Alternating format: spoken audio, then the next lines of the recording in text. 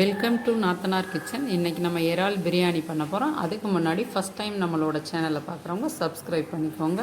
அப்படியே பக்கத்தில் உள்ள பெல் ஐக்கானையும் கிளிக் பண்ணுங்கள். ஆல்ன்ற ஆப்ஷன் வரும், அதையும் ப்ரெஸ் பண்ணிக்கோங்க. அப்போ தான் நம்ம போடுற வீடியோக்கள் உங்களுக்கு நோட்டிஃபிகேஷனாக வரும். வாங்க வீடியோக்குள்ளே போகலாம்.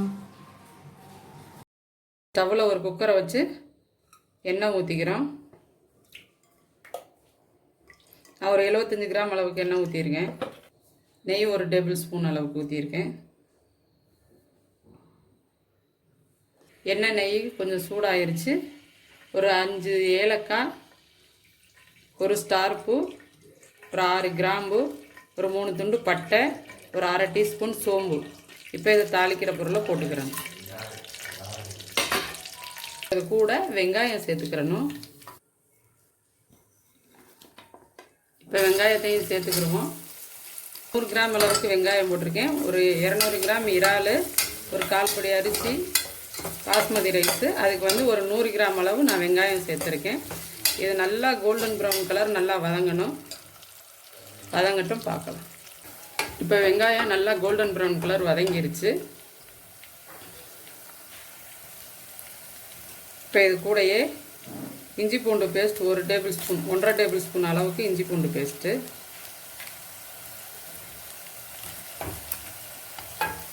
இப்போ இதை நல்லா அதோட பச்சை ஸ்மெல் போகிற அளவுக்கு நல்லா வதக்கிக்கிறணும். பச்சை ஸ்மெல் போயிடுச்சு. இப்போ இது கூட ஒரு மீடியம் சைஸ் தக்காளி 2 சேர்த்துக்கிறோம். 150 கிராமுக்கு மேலேயே இருக்கும் தக்காளி. இப்போ இதையும் நல்லா வதக்கிக்கிறணும். தக்காளி வதங்கிறதுக்கு கொஞ்சம் உப்பு சேர்த்துக்கிடுவோம். இப்போ தக்காளி நல்லா மசிஞ்சு வேகணும்.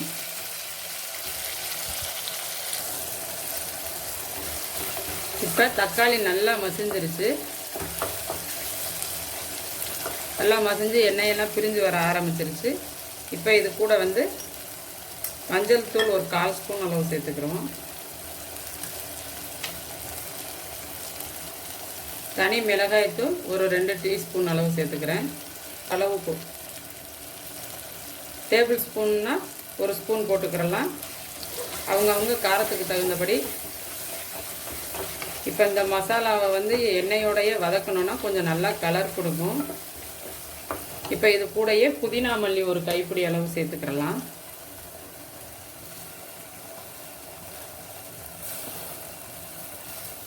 இதையும் சேர்த்து நல்லா வதக்கணும்.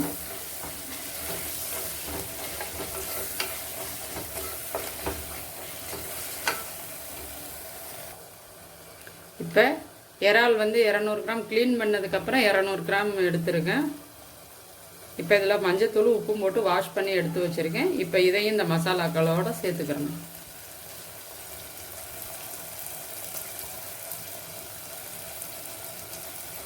இதை கொஞ்சம் நல்லா மிக்ஸ் பண்ணி விட்டுக்கிறோம். இந்த மசாலாவோட கொஞ்சம் வேகணும். ஒரு 2 நிமிஷம் வேகட்டும். இது கூடயே ஒரு டேபிள் ஸ்பூன் அளவு தயிர் போட்டுக்கிறோம். தயிர் ஒரு டேபிள் ஸ்பூன் அளவு போட்டிருக்கோம். இதையும் மிக்ஸ் பண்ணி விட்டுக்கிறணும்.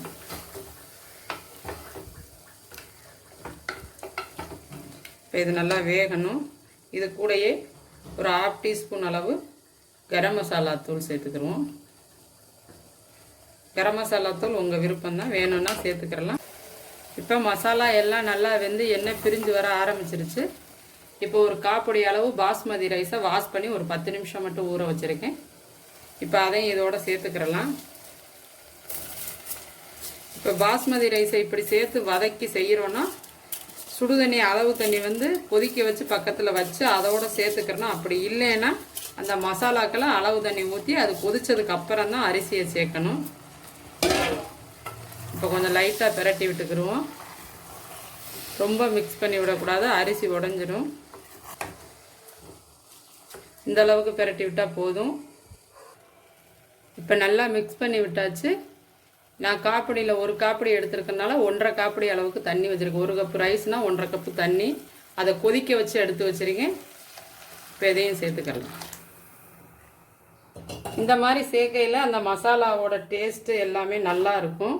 நம்ம தண்ணியாக கொதிக்க வச்சு அப்புறம் அரிசியை சேர்க்குறத விட இந்த மாதிரி பண்ணையில் டேஸ்ட் ரொம்பவே நல்லாயிருக்கும். இப்போ இதில் உப்பு காரம் செக் பண்ணி பார்த்துக்கிறணும். இப்போ உப்பு காரம் எல்லாமே செக் பண்ணியாச்சு, கரெக்டாக இருக்குது. இப்போ குக்கரை மூடி வச்சு ஒரு விசில் வந்தால் போதும். மூடி போட்டு மூடிடலாம். ஒரு விசில் வந்தால் போதும். நம்ம கொதிக்க வச்சு தான் தண்ணியை ஊற்றிருக்கோம். ஒரு 2-3 நிமிஷத்துலேயே விசில் வந்துடும். இப்போ ஒரு விசில் வந்துருச்சு, ஸ்டவ் ஆஃப் பண்ணிடலாம்.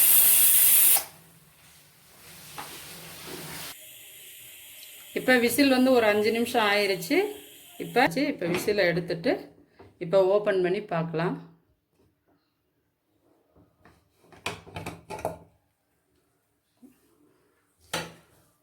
சூப்பராக வந்திருக்கு.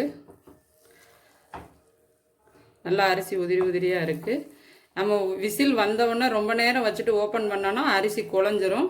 அது மாதிரி சுடுதண்ணி வச்சு ஊற்றிட்டு இந்த மாதிரி பண்ணோன்னா குக்கரில் வச்சாலும் குழையாமல் நல்லா இருக்கும்.